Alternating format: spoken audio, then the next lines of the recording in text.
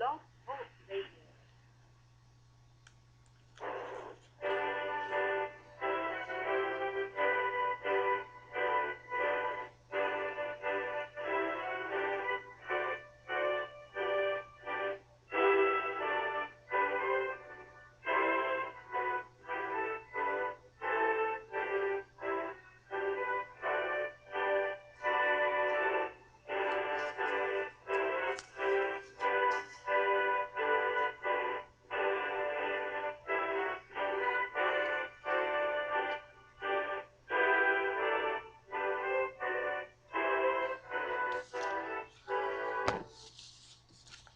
Boa noite, meus amigos. Estamos aqui de volta. Como sempre, começamos invocando a Santíssima Virgem Maria, o Santo Padre Pio de Pietrelcina, para que roguem a Deus que nenhuma injustiça se cometa neste programa. Eu queria lembrar a vocês que eu vou proferir aqui em Colonial Heights, de 23 a 28 de maio, o curso Metafísica, a Estrutura da Realidade, a Estrutura do Ser.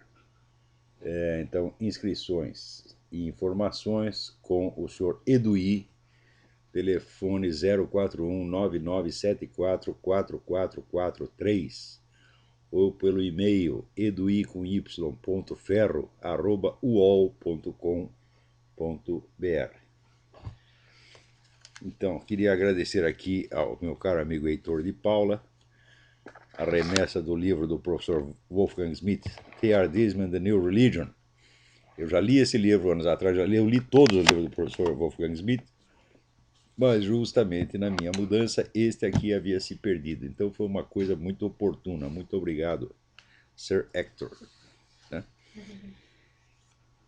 Então aqui está circulando um e-mail da Declaration Alliance acusando o assessor do Obama, o Cass Sunstein, de estar participando de uma série de encontros promovidos pelo George Soros, pela tal da Open Society do George Soros, que está tramando uma campanha geral para modificar a interpretação de todos os artigos da Constituição americana, dando-lhes um sentido marxista.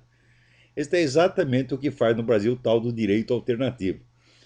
Né? Então, assim, a reinterpretação é assim, quando a lei diz não, você lê sim, onde diz sim, você lê não. Interpreta tudo às avessas e muda. Vai ser uma coisa incrível. Já pensou você pegar a Constituição americana e lê-la com sentido marxista? É um negócio maravilhoso. Só que é o seguinte, isso aqui é alta traição. E a Declaration Alliance, com justa razão, pede a abertura de uma comissão parlamentar de inquérito para investigar as atividades desse sujeito que são puramente sediciosas. Né? Ao mesmo tempo, um outro sujeito que é um frequentador ativo da Casa Branca, chamado Steve Lerner, foi pego em flagrante planejando manifestações e como é que diz, atos de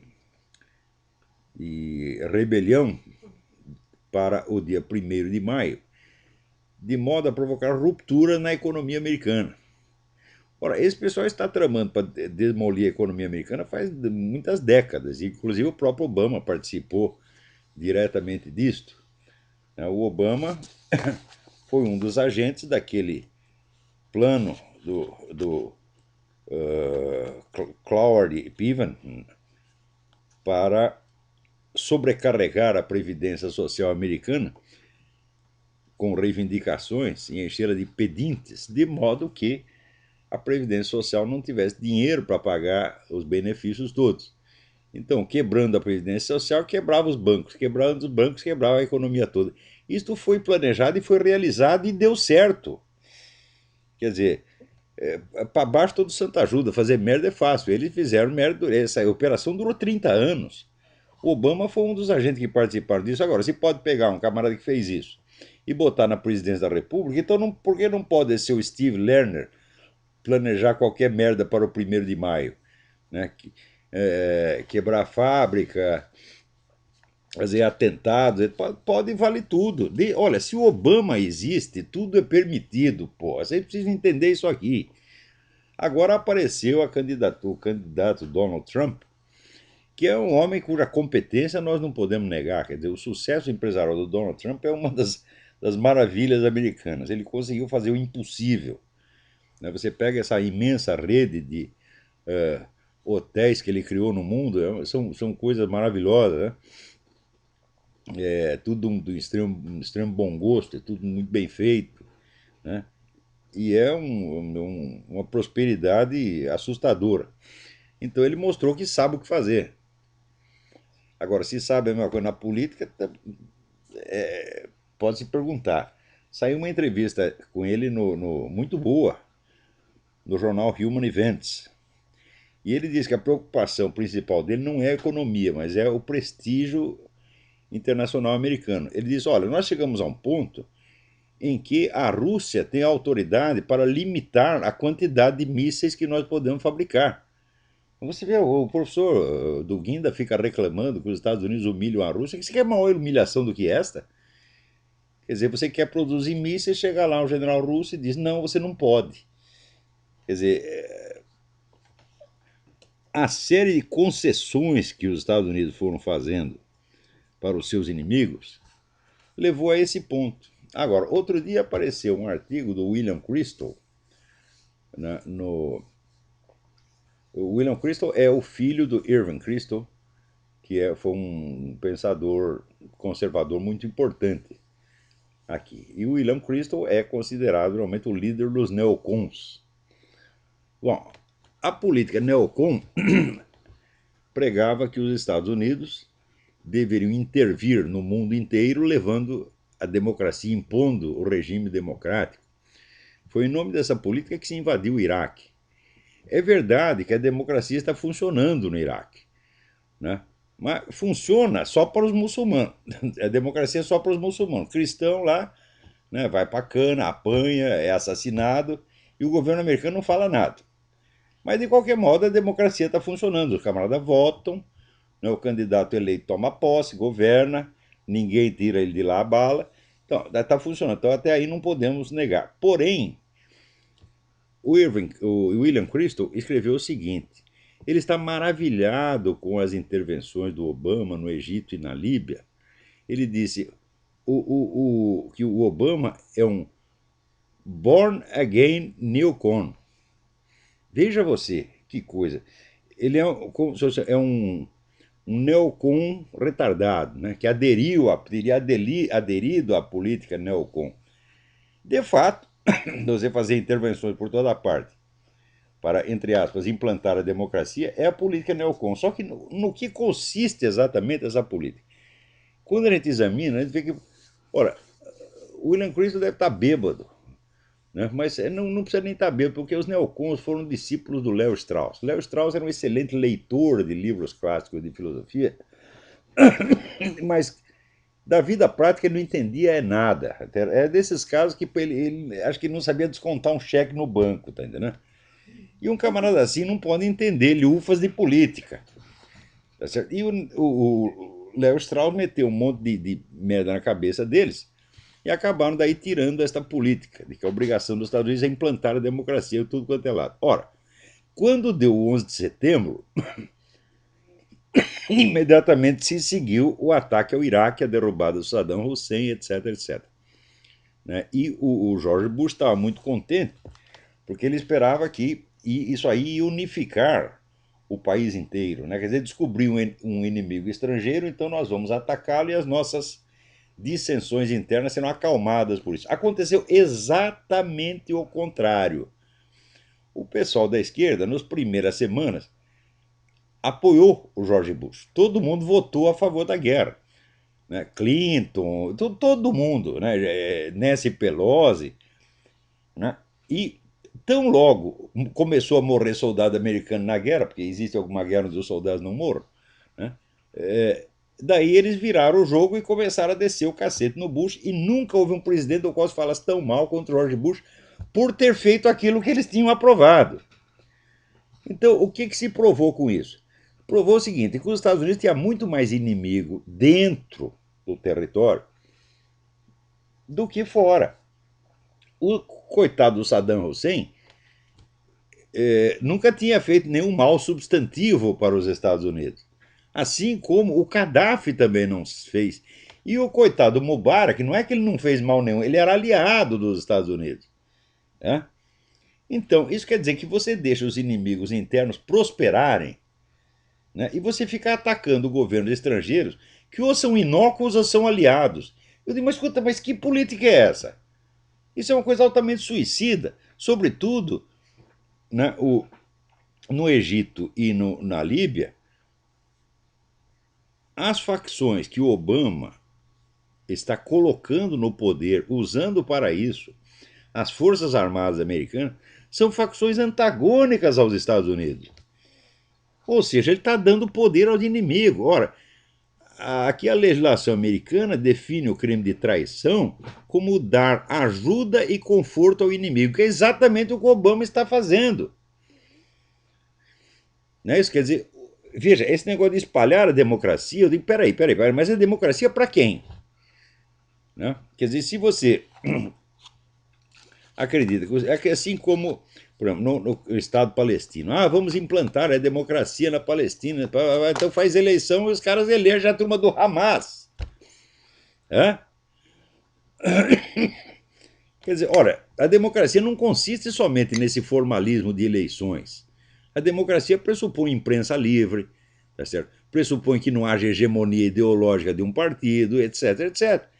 Então, esse negócio de dizer espalhar a democracia, isso é uma coisa de maluco. Sobretudo, vamos dizer, é uma política enormemente covarde, porque o George Bush aqui estava cercado de inimigos internos. Né? Ele pegou, se fez de bonzinho com os inimigos internos e começou a atacar inimigos externos inexistentes. Quando houve o 11 de setembro, era a chance de o presidente dizer: olha, que isso aconteceu por causa de vocês. Esse pessoal esquerdista aqui que fica, né, enchendo aqui de radical islâmico, protegendo comunista, protegendo terrorista. Então, agora é hora de limpar a casa. É o que ele tinha que ter feito. Se ele fizesse isso, ele teria o apoio da população inteira. Quer dizer, apontasse à execração pública os traidores que estavam facilitando a ação interna de inimigos externos. Ora, um país dividido não pode entrar em guerra, meu Deus do céu. Você tem que primeiro, né, limpar a casa e depois você entra. Né? Então, quer dizer, até por isso que as ditaduras nas guerras levam vantagem. Porque a democracia, né, você está lá fazendo a guerra, ao mesmo tempo está a oposição querendo puxar o seu tapete, né, todo mundo boicotando o esforço de guerra, etc, etc. E na ditadura, se fizer isso, você morre.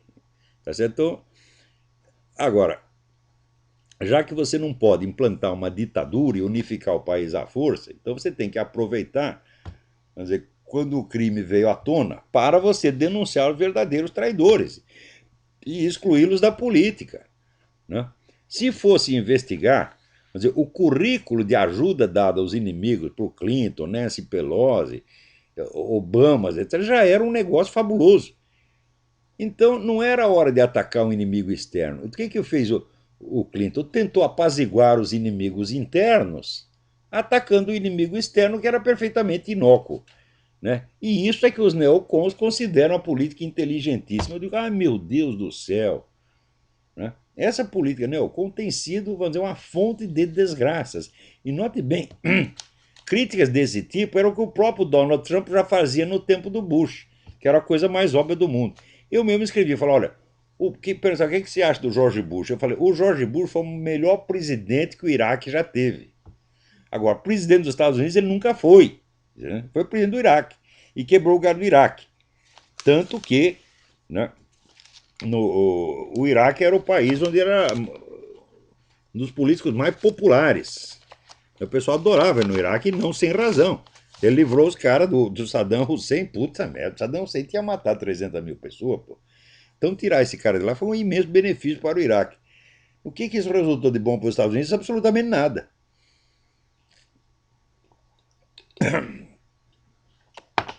Peraí, tem alguém na linha aí. Alô? Alô? Sim. Nossa, a ligação tá ruim. Liga de novo. Então, Agora, aqui me chega uma notícia de que em Roma estão realizando um congresso científico para analisar os motivos, procedimentos e consequências do Concílio Vaticano II. Né? Olha aqui, estão fazendo isso para comemorar 50 anos do Concílio Vaticano II. Né? No livro do Michael Davis é um historiador maravilhoso, escreveu um livro sobre a Revolução, ele chama uma trilogia, chama Revolução Litúrgica. Começa com a história lá no tempo da Reforma Protestante e vem até, né, o Concílio Vaticano II. O primeiro capítulo do livro que ele fala sobre o reinado de Paulo VI, ele faz exatamente isso. Responde à pergunta: quais foram as consequências do Concílio Vaticano II? E dá ali 40 páginas de consequências absolutamente devastadoras, onde, pelo critério do pelos frutos conhecereis, você vê que nada resultou de bom do concílio. Né? O Papa atual ele está tentando fazer uma coisa que é assim, tentar interpretar os documentos do concílio num sentido tradicional, para impedir desvio. Mas acontece que agora o desvio já foi feito. E o malefício que o concílio produziu não foi tanto através dos seus documentos, mas da ação efetiva daqueles bispos comunistas que estavam todos lá.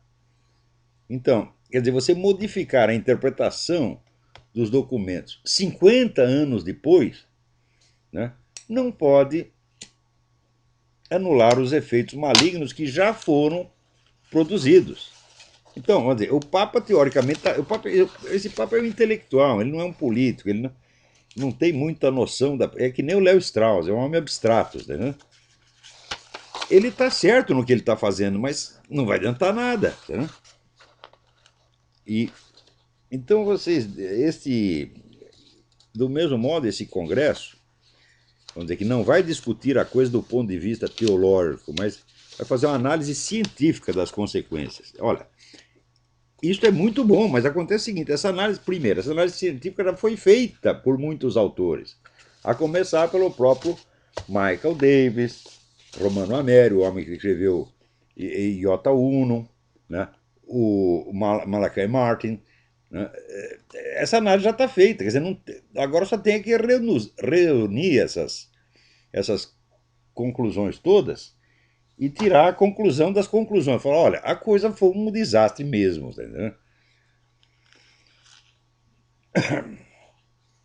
Olha aqui, você vê a mentalidade dos camaradas que estão governando os Estados Unidos agora. Né, perguntaram ali para o deputado Randy Forbes, né, que é inclusive o representante aqui do nosso distrito na Virgínia, pegou o Robert Gates, secretário da Defesa, né, e perguntou: senhor secretário, se amanhã uma nação estrangeira intencionalmente lançasse um míssil Tomahawk ou seu equivalente na cidade de Nova York, isso seria considerado um ato de guerra contra os Estados Unidos?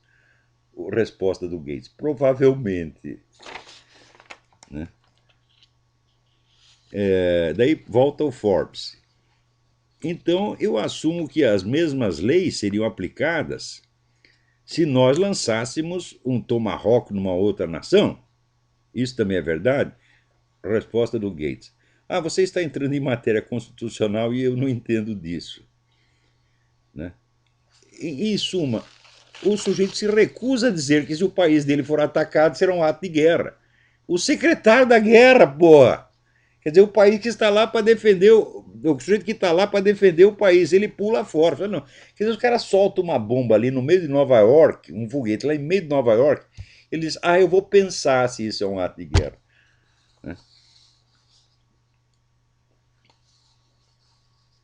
Agora, aqui também apareceu um coronel aposentado da Força Armada, Gregory Hollister.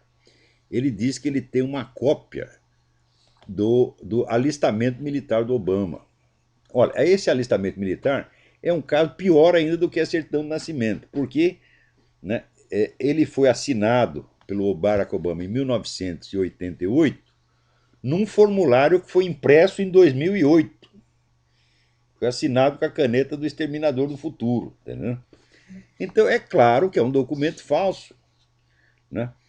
Agora, o que o Obama fez assim de sacanagem, de ocultação, de falsificação, é um negócio tão grandioso que na época ninguém acreditou.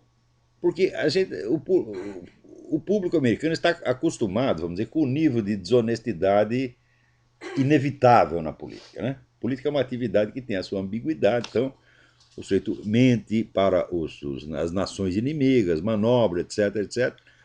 Tudo isso é normal na política. Mas esse nível, vamos dizer, de vigarice barata, eles não estavam acostumados. Então, eles acreditam que os candidatos todos têm um certo nível de probidade, né? Que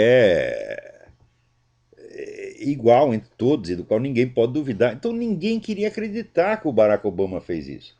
E olha, mas existe uma técnica que esses bandidos usam sempre, que é assim, fazer o crime inverossímil. Você faz aquilo que ninguém pode acreditar. Daí ninguém acredita mesmo e você escapa ileso. E foi o que o Obama fez, pô. Né? Agora apareceu um senador do Havaí esta semana dizendo: olha, o homem tem que mostrar certidão de nascimento de qualquer maneira. Não pode se recusar isso.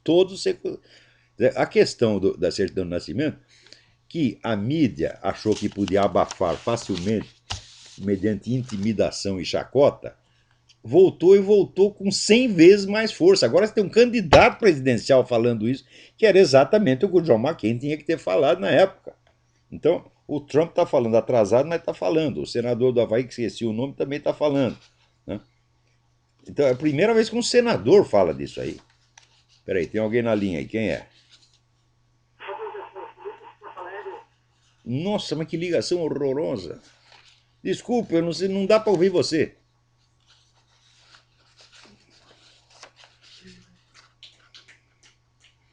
Alô? Tem mais alguém aí na linha? Alô? Essa ligação aí também pifou.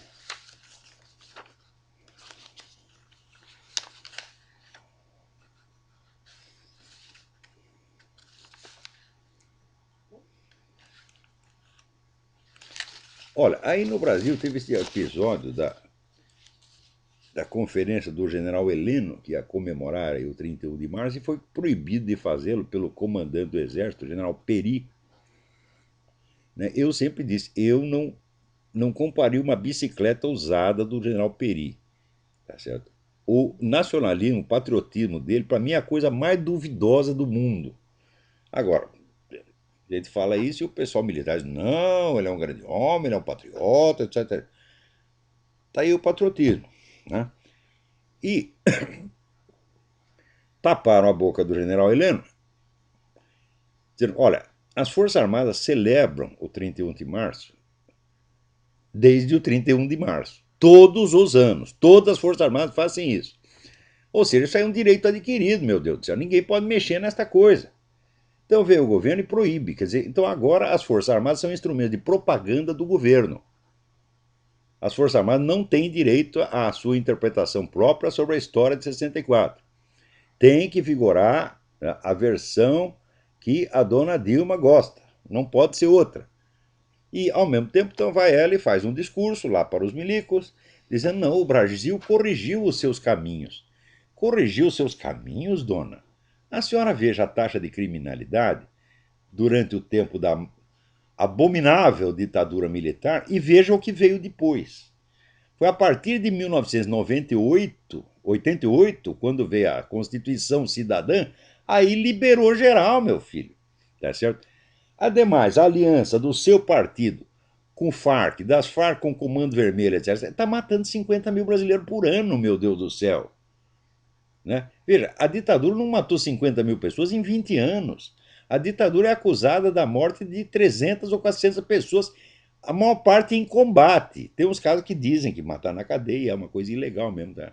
Mas a quase totalidade foi morte em combate, 400 pessoas. Agora, o governo que se alia com organizações criminosas e dá campo livre para eles matar quem quiser, é culpado da morte de 50 mil brasileiros por ano.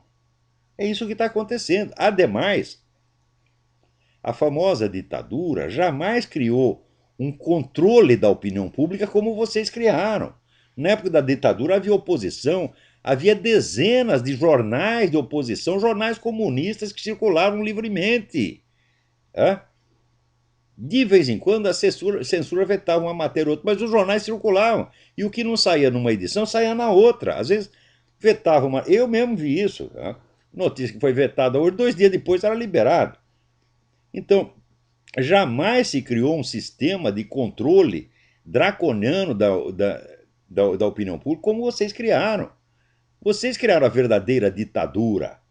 Na época, o governo tinha um nome de ditadura, mas não era. E hoje em dia não tem nome, mas é.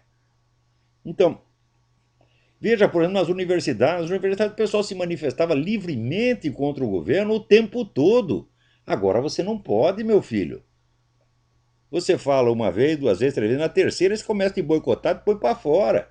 Quer dizer, o número de casos é imenso. Eu recebo toda semana, recebo depoimentos de pessoas que sofreram censura dentro da universidade. Então nós estamos sob uma ditadura sim, dona Dilma. A coisa mais óbvia do mundo. Né? Você vê esta matéria, que inclusive até incluiu uma entrevista minha, sobre o sumiço da direita no Brasil. Você acha que a ditadura sumiu com a esquerda? Meu Deus, estava cheio de esquerdista no Congresso, estava cheio de esquerdista na mídia, estava cheio de esquerdista no meio universitário. Todo mundo falando o que queria, porra. O tempo todo que durou o regime, ele enfrentou antagonismo, tá certo? E jamais pensou em tapar a boca dos adversários. Ao contrário, tá lá o doutor Ulisses Guimarães durante 20 anos falando o que queria. Thales Ramalho falando o que queria. O pessoal do PMDB inteiro falando o que queria. Oscar Pedroso Horta, todo mundo, pô.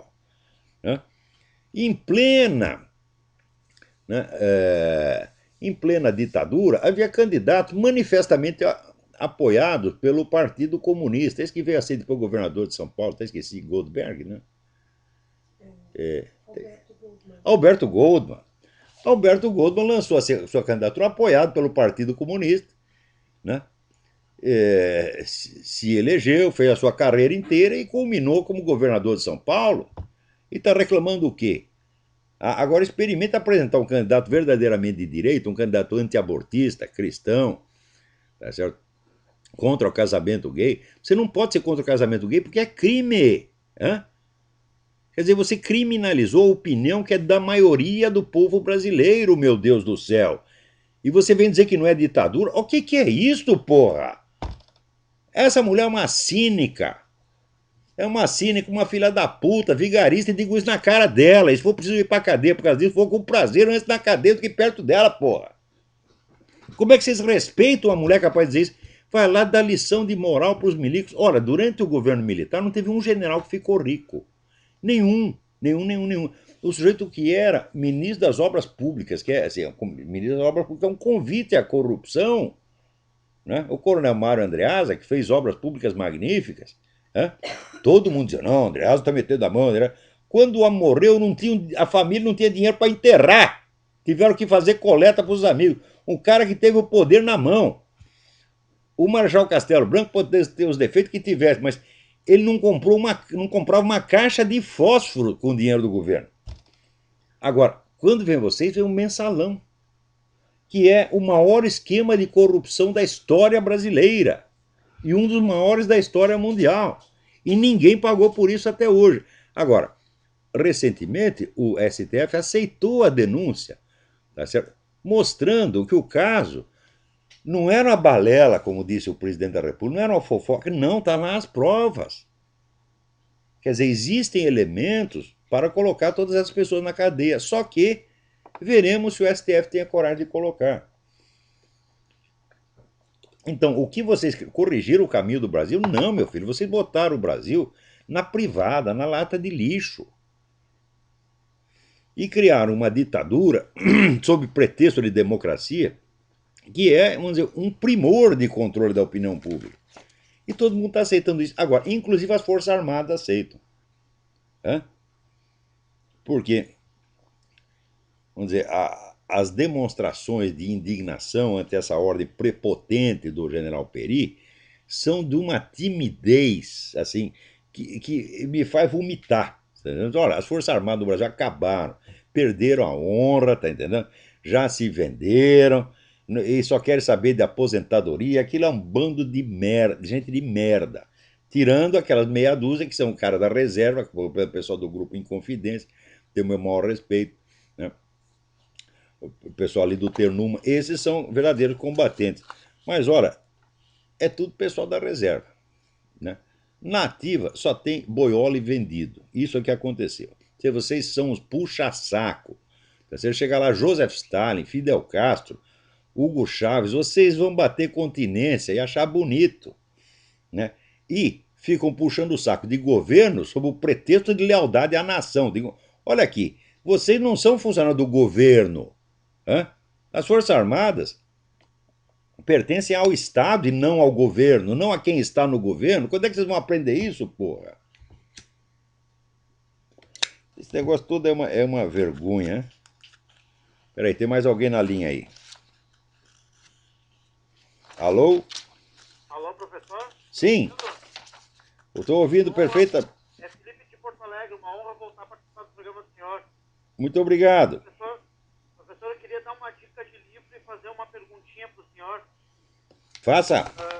A dica de livro é o seguinte, eu achei um livro aqui ano passado na Feira do Livro de Porto Alegre, muito interessante. O nome do livro é o seguinte, ó, 1421, o ano que a China descobriu o mundo.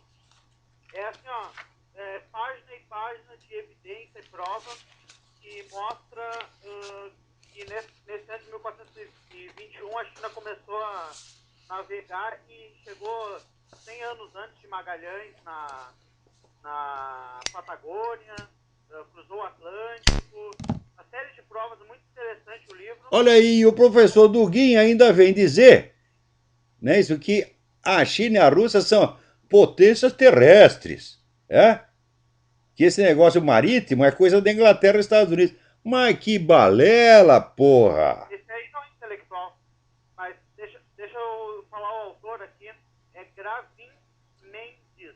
Como é que escreve isso? Ensinam a história errado, definitivamente, porque assim, hoje eu comprovei que esse livro é prova atrás de prova. Você entra no site do autor, lá tem tudo. Porque assim, eu vi todas as críticas do livro na internet, em inglês, em português. A única crítica que diz que o livro é balela, terminei de ler a crítica, fui ler, o autor da crítica é português e trabalha na Universidade de Coimbra. Quer dizer, só quem realmente não está interessado em admitir que a China... Soletra o nome do autor para mim, por favor. Gavin Menzies. Menzies, M-E-N-Z-I-E-S, é isso? Isso, Gavin com N. Gavin. E como é o nome do livro? É 1421, o ano que a China descobriu o mundo. Saiu em português esse livro? Isso, saiu em português. Mas olha aí, então tá vendo? A China, potência marítima. Aí, professor Duguin. Para de tentar enrolar nós com essa história de que vocês lá só ocupam da sua própria terra e não ficam fazendo imperialismo marítimo. Ora, porra! O cara mostra um mapa mundi feito pelos chineses ali, que chegou depois através do... chegou até na mão de Dom Pedro, e tem a Patagônia, tem a Cordilheira, tem o Brasil inteiro praticamente ali, e de 1430 o mapa. Então os caras já tinham informação privilegiada quando vieram pra cá. Chinês nunca dormiu no ponto, porra. O Brasil, que é tudo mentira, porra. Né? Que chegaram sem querer. Mas o pessoal tem a impressão que a China fica lá só no território dela, não mexe com ninguém. Não mexe com ninguém. O que eles estão fazendo no Tibete? Que em Lhasa, a capital do Tibete, tem mais soldado chinês do que cidadão tibetano. Outra coisa, professor, eu estava ouvindo seus programas antigos, cada um é uma aula, né, gratuita. Eu queria saber o que aconteceu em maio do ano passado, quando o pastor foi ali na universidade entregar uns documentos contra o Obama, disse que ia fazer um fórum lá. O que aconteceu? Qual foi o resultado disso? O resultado foi o seguinte: o homem arrumou a documentação, provou que o Obama jamais foi aluno de Colômbia, a prova está lá e não acontece nada. Eu estou falando para vocês, a história do Obama é fraude do começo ao fim, é uma coisa que nunca se viu, não é nos Estados Unidos, nunca se viu no mundo. Aparece um Zé Ninguém com documentação falsa, engana o país inteiro e todo mundo depois fica com aquela vergonha, essa vergonha de mulher estuprada, que esconde a identidade do estuprador, né, para não passar vergonha. Então o vexame foi tão grande que todo mundo agora está inibido, né, de dizer a verdade, mas pouco a pouco a coisa está aparecendo. Outro dia mesmo li um negócio de um jornalista que disse: olha, no começo eu não levei a sério esse negócio da certidão de nascimento, mas agora eu vejo que é gravíssimo, então eu esqueci o nome do cara. E tem muita gente que aos poucos está começando, vamos dizer, a engolir a pílula. Mas olha, não é fácil, porque a fraude foi tão grande que a vítima fica com vergonha, porra. Aquele pastor, o ponto que ele queria provar foi provado. A passagem do Obama por Colômbia é uma fraude, o Obama nunca foi aluno lá. Isso é uma das muitas fraudes que tem. Outra coisa, quando o Jack Cashill, o repórter Jack Cashill, começou a dizer, olha, os livros do Obama não podem ter sido escritos por ele, porque ele foi lá e conseguiu, a duras penas, algumas redações universitárias do Obama, e eram coisa de analfabeto. E os dois livros do Barack Obama são muito bem escritos. E, aliás, um dos motivos do sucesso do Obama foi os livros. Então ele disse, olha, quem escreveu, ele por análise estilística, ele disse, olha, quem escreveu isso aqui foi o William Ayers, que é o terrorista amigo do Barack Obama. Todo mundo diz, não, isso são calúnias, etc, etc. No fim, o William Ayers confessou. Era a teoria da conspiração até o cara confessar, né? Então, agora o cara confessou, mas só que agora não adianta mais, já passou, o homem já está na presidência. E quer ser presidente de novo. Agora, ele ser... Tem 70% de aprovação, só que não dá para acreditar no jornal daqui, cara. Não, o Obama tem 26% de aprovação. Aí está saindo que tem 70%. Aí nos jornais brasileiros estão dizendo que o Obama tem alta aprovação aqui. 70%. Meu Deus do céu. Meu Deus do céu. Olha, eu vou te dizer o seguinte, teve até uma pesquisa, agora saber pesquisa científica, para saber quantos americanos acreditavam que o Obama tinha apresentado provas suficientes para justificar a sua elegibilidade. Só 9% acreditavam. Quer dizer, você tem 91% do país não acredita na idoneidade do cara, porra. Nem mesmo os seus adeptos. Mesmo aqueles que são a favor da política dele, sabem que ele é um embrulhão vigarista. Isso aí vai ser um livro daqui a 50 anos com todas as provas, já não adianta mais. Daí não adianta mais, aí o homem já morreu. Mas eu acho que até a eleição, esse tema, vamos dizer, o interesse por esse tema vai crescer muito, porque você tem um candidato que não fala de outra coisa. O Donald Trump pegou a certidão dele e publicou, falou, tá aqui a minha certidão integral, cadê a sua? Que, olha, se o McCain tivesse feito isso, o Obama jamais se elegeria nem vereador. O Obama está lá graças à covardia e omissão do John McCain. Se a oposição não for que nem o PSDB foi aqui, tem uma chance, né, professor? Mas aqui, aí a oposição é tudo vendido. Aqui só é um pedaço vendido, entendeu? Tem republicanos que o cara chama de rhino, quer dizer, Republicans in name only. Quer dizer, o que se faz republicano, mas está lá puxando o saco dos democratas. Tem uma parcela disso aí. Mas aqui você tem o movimento do Tea Party, você tem um monte de jornais, revistas que denunciam isso, você tem muita gente. Você tem o Rush Limbaugh, que tem 30 milhões de ouvintes todo dia. É? Aqui no Brasil, o Tea Party é considerado... Nazista, eu sei. Ora, meu Deus do céu. A imprensa brasileira, olha, é 100% comunista. Comunista. Você não tem a menor dúvida. Professor, eu preciso de uma indicação de livro do senhor, que é o seguinte, preciso ler um livro assim, introdutório sobre globalismo. Sobre esse governo. Leia o livro olha, Stanley Monteith, The Brotherhood of Darkness. Monteith se escreve Montieth. Né? Esse homem foi um médico, um cara Ele é um médico, um cara com trabalhos importantes na área da AIDS, um dos pioneiros da investigação da AIDS, um homem com uma alta reputação científica, e ele decidiu, depois de velho, estudar essas coisas e escreveu o melhor livro sobre esse esquema globalista. Outro livro espetacular é o do Nicholas Hagger, H-A-G-G-E-R. O livro chama-se The Syndicate. Ele deu uma denominação geral a esse esquema, a essa elite globalista. Eu acho essa denominação muito boa, só que não dá para traduzir literalmente para o português, porque sindicato no Brasil é união de trabalhadores. Aqui, união de trabalhadores é union, e syndicate é mais sindicato patronal. Então, the syndicate em inglês funciona. Então, eu estou sugerindo, inclusive na próxima comunicação, a debate com o professor Duguin, que está um pouquinho atrasada, mas deve sair hoje, estou sugerindo a denominação consórcio. Então, é o consórcio dos 300 bilionários, tá certo? Que querem implantar uma ditadura socialista. E lá eu explico por que os bilionários têm interesse no socialismo. Explico meticulosamente por quê. Porque pessoas que só raciocinam com base em palavras, sem conhecer a realidade, acham assim, não, o capitalista tem que ser contra o comunismo. Se ele é capitalista, ele é a favor da propriedade privada, e o comunista é a favor da propriedade estatal. E porque ele leu isso no dicionário. Né? Mas algum desses aí estava aqui pro Brasil?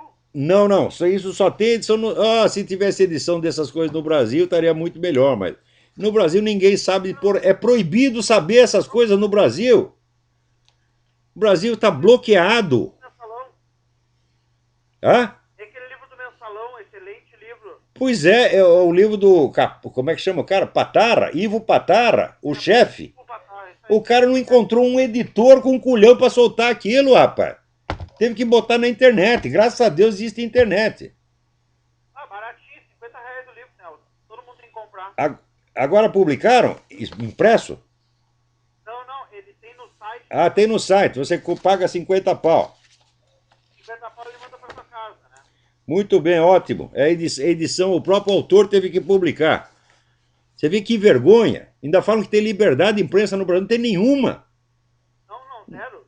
Não, é 000. Quer dizer, nós estamos sob controle ditatorial da mídia, já existe.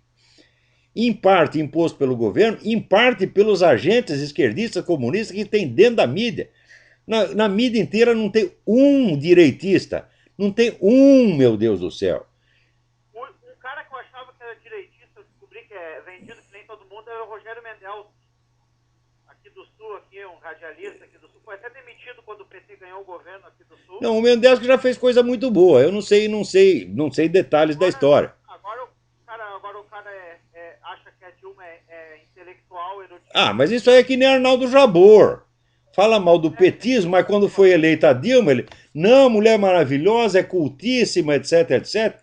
Olha, bicho, a puxação de saco é um negócio, é epidêmica no Brasil, é compulsivo, as pessoas não resistem. Eles veem um saco, começa a puxar imediatamente.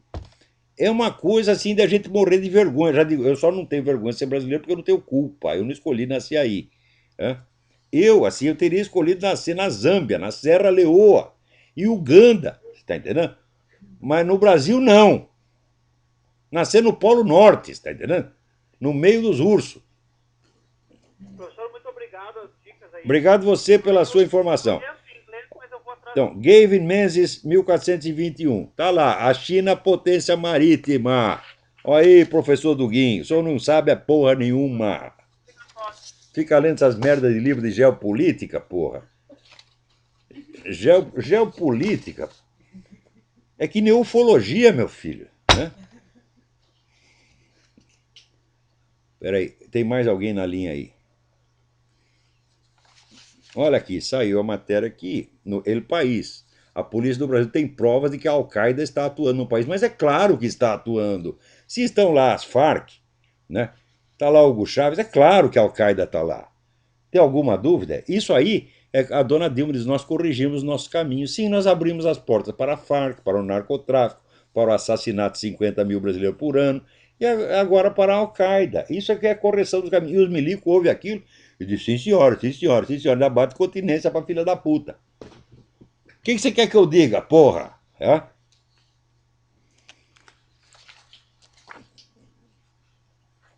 Alô, tem mais alguém na linha aí? Alô, Olavo? Eu? Tá me ouvindo? Perfeitamente. Tudo bem? Quem tá falando aqui é o Márcio de Porto Alegre. Marcos Porto Alegre, tudo bem? Tudo bem, tudo bem. O colega acabou de falar do livro do Nicholas Hager, né? Hager, não sei. É eu que falei. Por aqui na internet. Oi? Eu que falei, não foi ele. Sim, eu procurei aqui na internet e parece que tem em português. Eu não sei se é esse mesmo, seria A Corporação. Ah, muito bom nome. Corporação, excelente, corporação. Não, eu não sei se é esse livro, eu tô ligando pra deixar o pessoal É esse mesmo, é esse mesmo. É, se por... E aliás, eu só li esse Quem publicou isso aí? livro, só que eu tinha ali. Oi? Quem publicou isso aí? Deixa eu uma olhada aqui, peraí. Editora Coulter. Nossa senhora, que coisa maravilhosa! A Cultrix é uma grande editora. R$ 52 está o preço do livro, 22,5, 456. Olha, esse Nicholas Hager, esse homem é um gênio. Esse sujeito ele tem uma obra de filosofia da história importantíssima chamada Fire and the Stone. Fire and the Stones, O Fogo e as Pedras. Né? Um livro assim, da altura do livro do Toynbee. Melhor que o livro do Toynbee.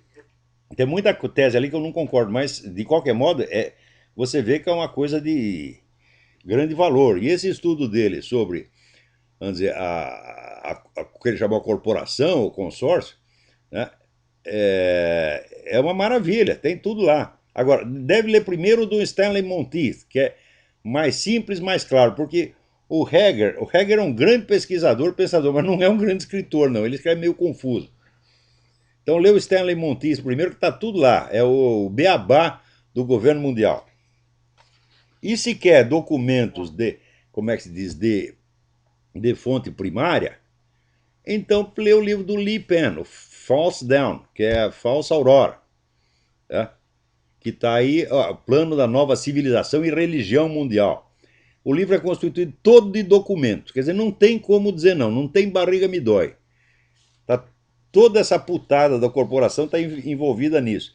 Ter todo mundo lutando para acabar com os Estados Unidos, cristianismo, católico e protestante e Israel. Todo mundo.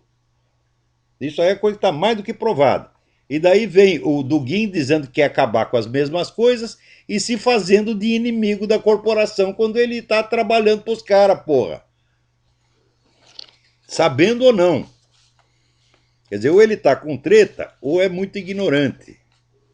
Ou as duas coisas, sei lá. Alô, quem é? Olha aqui que coisa maravilhosa. Alô? Alô? Alô, professor Olavo? Ah, quem é? É Jaime? Jaime, tudo bem? Aqui, professor Olavo, eu estava relembrando aqui no áudio de dezembro de 2009, o Euclides deixou uma mensagem para o senhor pediu para a gente ouvir. E ele falou sobre uma crise que aconteceria depois de 3 anos nos Estados Unidos. E essa semana está passando o noticiário sobre a possível destruição do dólar pelo grupo Bilderberg. Isso teria alguma relação até porque... Mas é claro. Você vê, esses caras que o Dugin diz que estão trabalhando pelo poder americano são os caras que estão destruindo o dólar, destruindo a economia americana, destruindo as forças armadas americanas. É um negócio impressionante. São todos aliados do Putin, porra. Então, a relação de profecia, do questão do Euclides, não sei se o senhor lembra desse... Lembra? Claro. É só isso, mas porque eu fiquei nessa dúvida... Não, aquela mensagem do Euclides eu dei a maior importância, eu acho que aquilo tudo está certo, é verdadeiro, sim. E eu acho que o Euclides fala com Deus. Eu posso estar maluco e ele também, mas que... Né? Aliás, o sujeito para falar com Deus hoje tem que ser maluco. O cara normal, Deus não aceita mais. Agora, olha aqui que coisa maravilhosa. O Jimmy Carter foi lá para Cuba e voltou aqui defendendo os espiões cubanos que foram presos aqui e chamando-os de patriotas cubanos. Mas o que é isso? Isso aí é literalmente dar ajuda e conforto ao inimigo. Mas se ninguém se mexer para processar o Jimmy Carter por traição, não vai acontecer nada. Né? Eu não posso fazer isso, eu não sou cidadão americano e não tenho dinheiro para manter uma coisa dessa. Agora, o pessoal todo que pergunta o que nós podemos fazer, etc. Tem alguém que me mandou aqui, eu estou procurando, estou com 100 páginas aqui, estou procurando alguém que sugeriu fazer um fundo para ajudar pessoas que são perseguidas pela esquerda. É claro que isso tem que ser feito. Agora, vai falar com as pessoas que têm dinheiro no Brasil, vai falar com o empresário, eles não dão um tostão para isso, pô. Né? Se você chegar lá, né, vendendo ingresso em puteiro, eles todos compram, tá certo? Não importa o preço. Agora, você chegar lá e diz, olha, precisamos aqui um dinheiro para socorrer uma pessoa que foi perseguida, que tem que viver fora, como o Júlio Severo. Eu não estou aqui por perseguição, porque eu aguentei perseguição no Brasil 20 anos, tá até com o saco cheio. Mas não foi por causa disso que eu mudei para cá. Mudei para cá porque me ofereceram um emprego de correspondente. Né? E além disso, a perseguição nunca chegou, vamos dizer, a realizar nada efetivamente com a gente. Ficou na ameaça, tá certo? É uma coisa que enche o saco, mas não chega a intimidar. Tá certo? Então, isso aí, eu não estou conseguindo achar aqui nenhum ditado, meu Deus do céu, é um negócio importante. A questão fundamental é o seguinte: vocês querem fazer uma direita no Brasil, então começa a juntar dinheiro, porra. Napoleão Bonaparte dizia, existem 3 condições para fazer uma guerra. Primeira, dinheiro. Segunda, dinheiro. Terceira, dinheiro. Custa muito caro essas coisas. Por exemplo, se você quer trazer, vamos dizer, um cidadão para cá, um cidadão que está sofrendo perseguição, etc., bom, nós podemos trazer, podemos até arrumar um emprego para o cara. Só que é o seguinte, você precisa garantir que você tem algo entre 2.500 e 4.000 dólares por mês para pagar o sujeito, senão eles não deixam o cara entrar. E se você não tem dinheiro para sustentar o cara, como é que você vai trazer gente para cá? Então, quer dizer, para manter um ou dois aqui já é um osso. E nós vamos aqui, né, chegando ao fim. Olha aqui. Saiu aqui um negócio da CIA, né, dando toda a ficha desse pessoal, dos rebeldes líbios. São tudo terroristas, meu Deus do céu. E é esse pessoal que o Obama está ajudando. Até o enviado do Obama chegou lá puxando o saco dos caras, dizendo, olha, a solução para a paz é o Islã. Eu digo, mas eles já não são tudo islâmico, porra? Hã? Os caras não estão se matando uns aos outros, eles não são tudo islâmico. Como é que o Islã é a solução para a paz?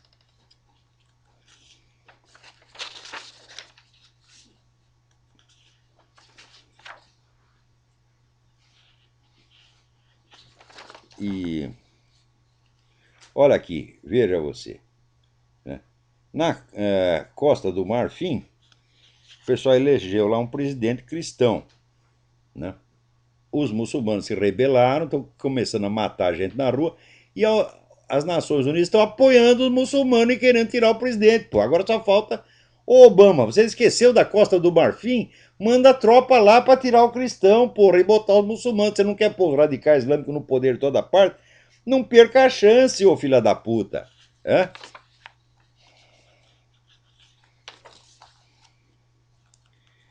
Agora, não deixem de ler o editorial do Estadão do dia 5 de abril, onde dá conta, tá certo, de que todo o episódio do Mensalão já está provado, com todos os nomes dos culpados, e tudo isso está na mão do STF. Então, lá, é do dia 6, editorial, Um Golpe para Lula, do dia 5 de abril de 2011. Está online, não deixem de ler.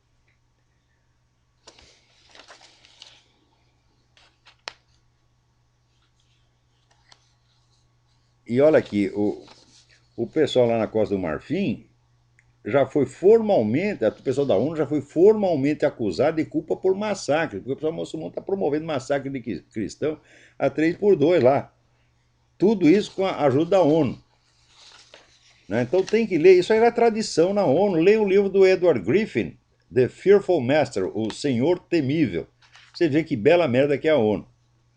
Né? Agora, a China, que não dorme de botina, vendo que tem essas rebeliões aqui e ali, já mandou prender todo mundo. Essa semana já teve prisões em massa lá. Mas olha, nem pense em fazer rebelião aqui. Então é claro que rebelião na China o Obama não vai ajudar. Aqui, em discursos generais, Dilma disse que o Brasil corrigiu seus caminhos. Porra! Então, olha, nós...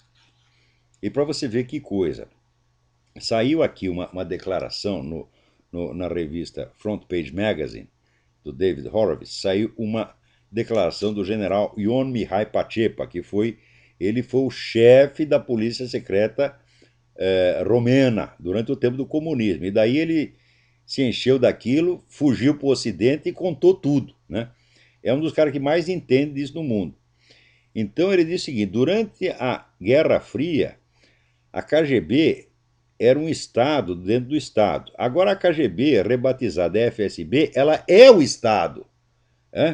A União Soviética tinha um oficial da KGB para cada 428 cidadãos.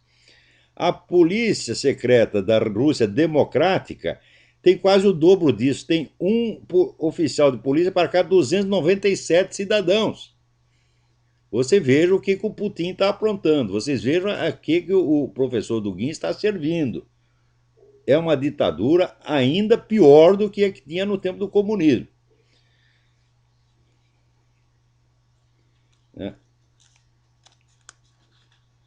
Então é isso aí. Ele disse: olha, o destino de milhões de pessoas assassinadas ou aterrorizadas pela polícia política ainda está fechada, né, nos cofres da polícia secreta. Então ele diz: os carrascos não se incriminam a si mesmos. É verdade, são os carrascos que estão no poder ainda. Então, olha, o nosso tempo acabou. Até a semana que vem. Muito obrigado.